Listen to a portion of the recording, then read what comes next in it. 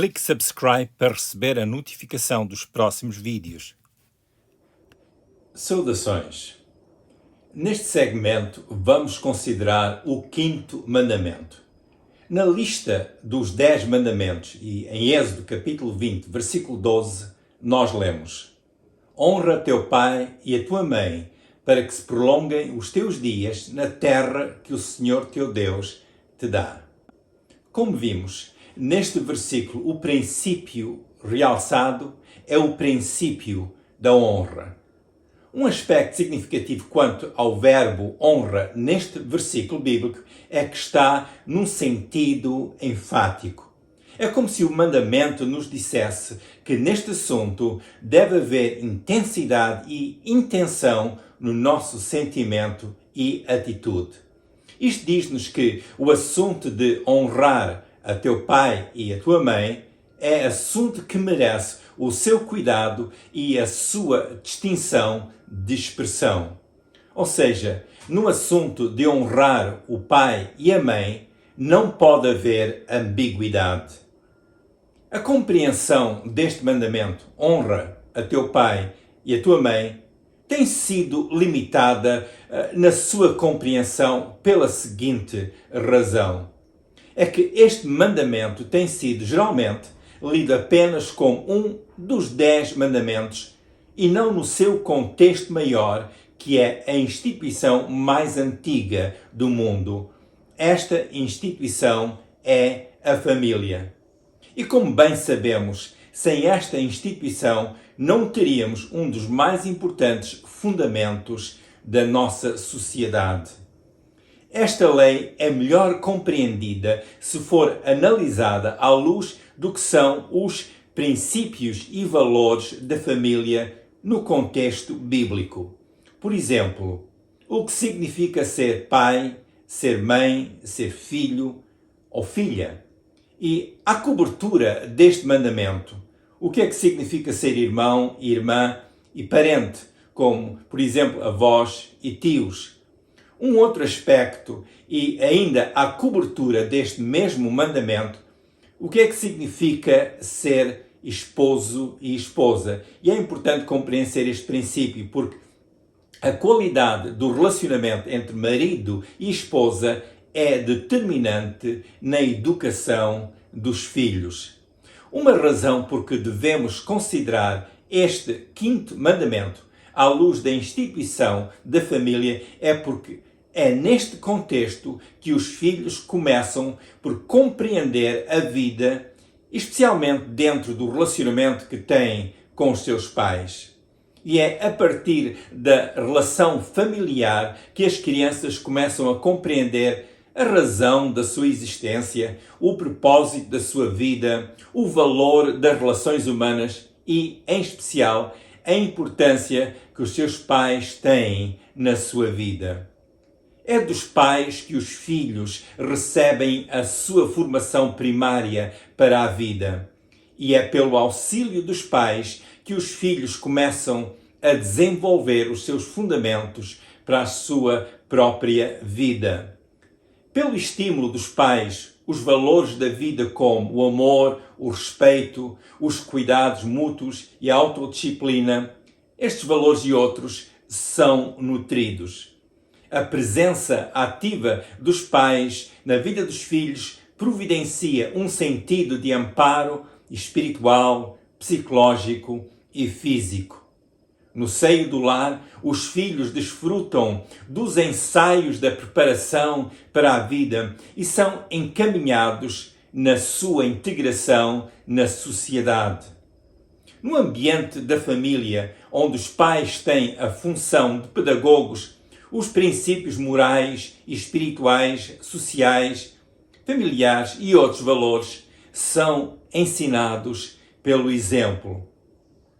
Vejamos na narrativa da criação o que ficou estabelecido por Deus, o nosso Criador. Na seguinte passagem bíblica, observamos a atribuição da responsabilidade dada por Deus ao ser humano. Passo aqui a ler Gênesis capítulo 1, versículos 26 a 28. E disse Deus: Façamos o homem à nossa imagem, conforme a nossa semelhança, e domine sobre os peixes do mar, e sobre as aves dos céus, e sobre o gado, e sobre toda a terra, e sobre todo o réptil que se move sobre a terra. E criou Deus o homem à sua imagem, à imagem de Deus o criou, macho e fêmea os criou. E Deus os abençoou, e Deus lhes disse: frutificai e multiplicai-vos, e enchei a terra, e sujeitai-a, e dominai sobre os peixes do mar, e sobre as aves dos céus, e sobre todo o animal que se move sobre a terra. Lemos no versículo 27 que Deus criou o homem e a mulher à sua imagem e semelhança. Lemos no versículo 28 que Deus os abençoou e disse para frutificarem e multiplicarem-se. Lemos nos versículos 26 e 28 que deviam dominar sobre a criação de Deus. Os valores que Adão e Eva receberam de Deus, estes valores seriam manifestos na sua gestão da terra. E, mais importante, estes mesmos valores seriam transmitidos aos seus descendentes ao frutificarem e multiplicarem-se.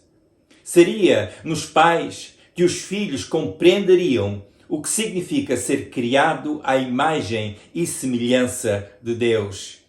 E com esta compreensão, os filhos tomariam o seu lugar na sociedade e serem também eles a expressão do que é ser a imagem e semelhança de Deus. E na observação deste princípio, eles então tomariam o seu lugar na responsabilidade de gerirem a terra. Tendo este princípio da dinâmica relacional da família e o sentido da visão de vida como plataforma de entendimento, compreendemos melhor o princípio de honrar o pai e a mãe. Notemos que o mandamento é específico: honra a teu pai e a tua mãe. Eu acho significativo ser mencionado o teu pai e a tua mãe neste mandamento. Há uma distinção entre o papel de cada um, e esse papel, seja do pai, seja da mãe, deve ser reconhecido e deve ser honrado. O princípio de respeito e honra à autoridade começa em casa. E quem aprende de pequeno este princípio, menos dificuldade terá em lidar com situações em que o princípio da autoridade seja relevante, seja fundamental. E no caso do povo hebreu, a quem este princípio de honrar o pai e a mãe foi primeiramente dado, eles, observando de uma forma coletiva este mandamento, faria com que houvesse uma estrutura comum para todos entre a sua nação, entre a sua sociedade.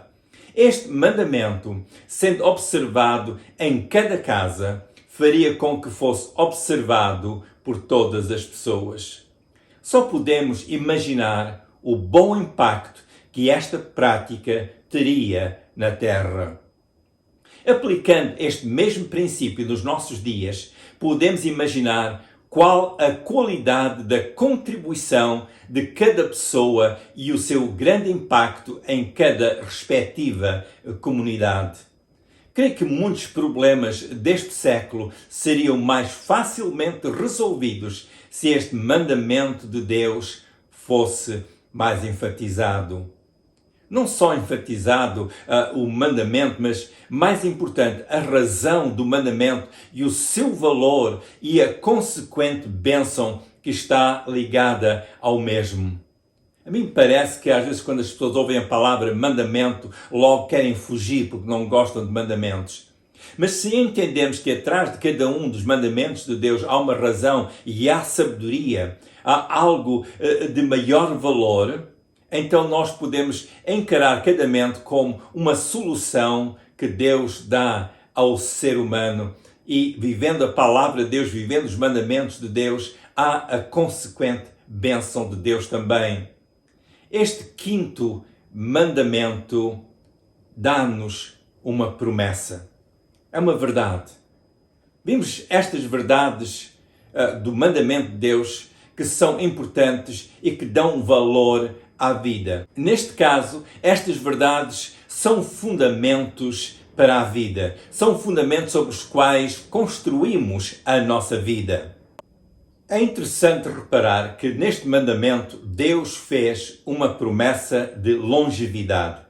Aliás, como escreveu o apóstolo Paulo, este é o primeiro mandamento com promessa, como nós lemos em Efésios capítulo 6, versículos 2 e 3.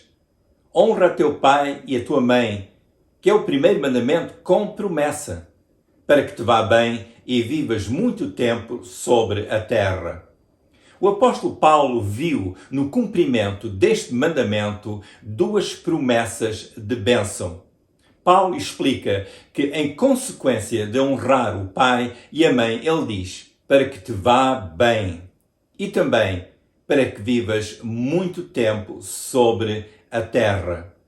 Segundo Êxodo capítulo 20, versículo 12, a promessa de bênção para a vida estará num estado constante sobre o povo na terra que o próprio Deus lhes deu. Como já foi referido nos segmentos anteriores, Deus deu mandamentos ao povo que tirou da terra da escravidão. Como escravos, o povo hebreu tinha conhecido muita limitação na sua vida. Como escravos, eles eram propriedade de outros, e isto incluía os seus filhos. Ao dar o mandamento honra teu pai e tua mãe, Deus estava a restaurar o valor da família.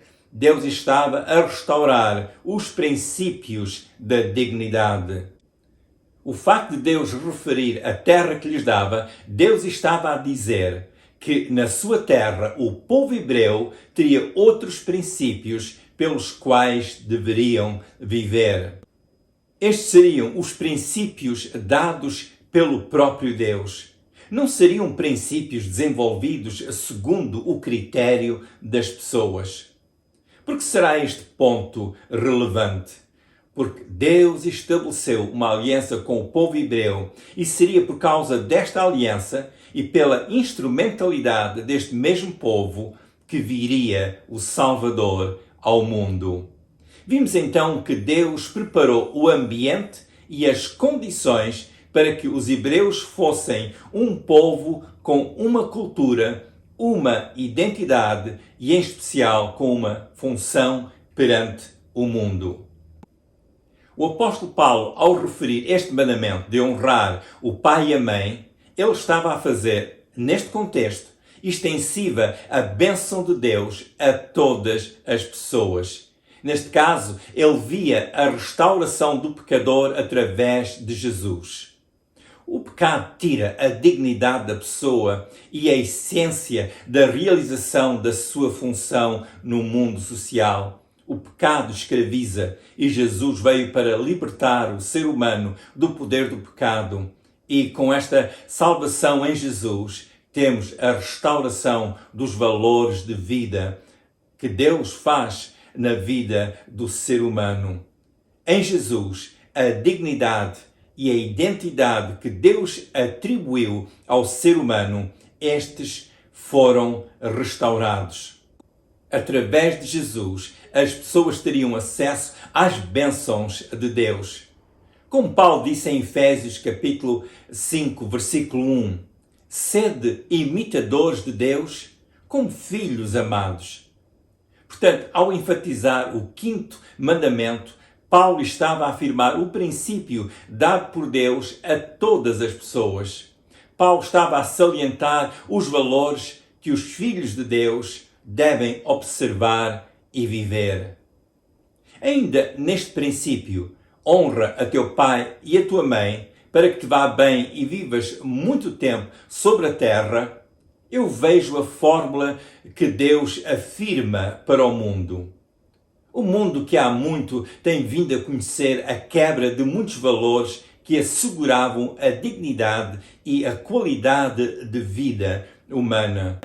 Onde o valor de que realmente significa ser pai e ser mãe tem sido diluído e até banalizado, observa-se a instabilidade emocional e outras consequências danosas.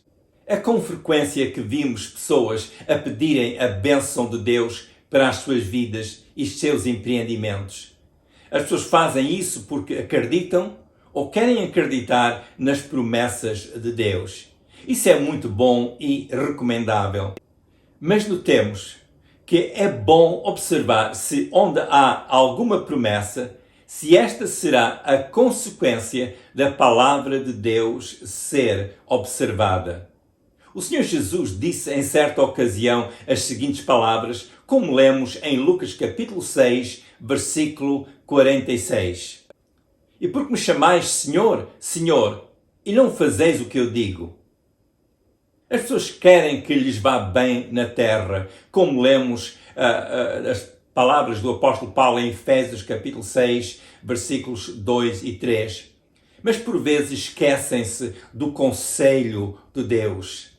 Neste caso, o assunto que estamos a considerar é o conselho de Deus que está na forma de mandamento e que é honra teu pai e tua mãe. Seguindo este mandamento, há a promessa de bênção, a promessa de que te irá bem na terra. Noutros textos bíblicos, lemos de outros mandamentos, os quais, sendo vividos, as bênçãos de longevidade seriam manifestas, ou seja, há promessas de outros mandamentos também para a vida. É interessante que não é difícil ver que nestes mandamentos as bênçãos prometidas são como consequência de serem observados os princípios estabelecidos por Deus. As promessas de Deus são como a sua voz a dar-nos as instruções e a dar-nos a orientação. Deus que nos criou e também é o que tudo vê e que tudo sabe, Ele diz-nos, este é o caminho. Faça aqui um aproveitamento de Isaías capítulo 30, versículo 21 e lemos o seguinte. E os teus ouvidos ouvirão a palavra que está por detrás de ti, dizendo, este é o caminho, andai nele, sem vos desviardes nem para a direita, nem para a esquerda. A confusão instala-se e aumenta, onde os mandamentos de Deus são desconsiderados.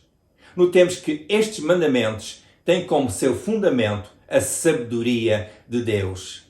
Esta sabedoria de Deus faz-nos falta. Esta sabedoria é o que nos coloca e sustenta no caminho da prosperidade, seja para a família, no emprego e na sociedade com todas as suas estruturas que promovem o bem-estar do ser humano.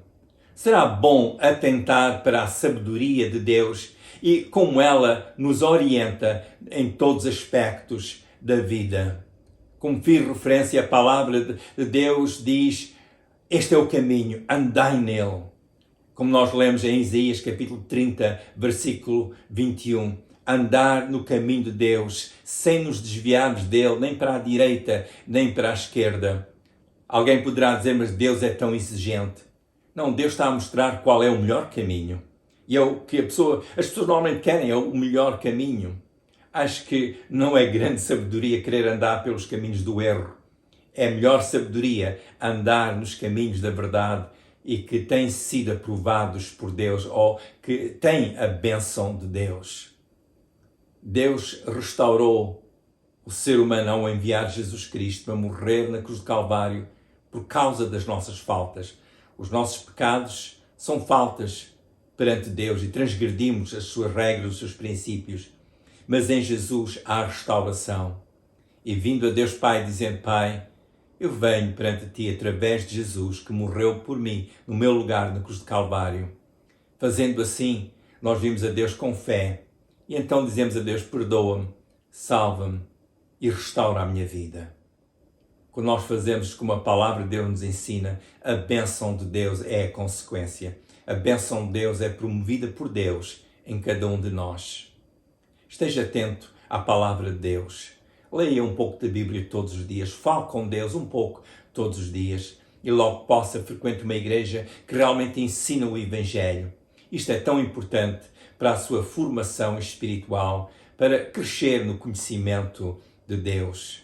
Deus tem coisas boas para dar, mas tem os seus caminhos onde essas coisas boas se realizam. Continuamos orando por si para que toda a bênção de Deus seja plenamente realizada em si.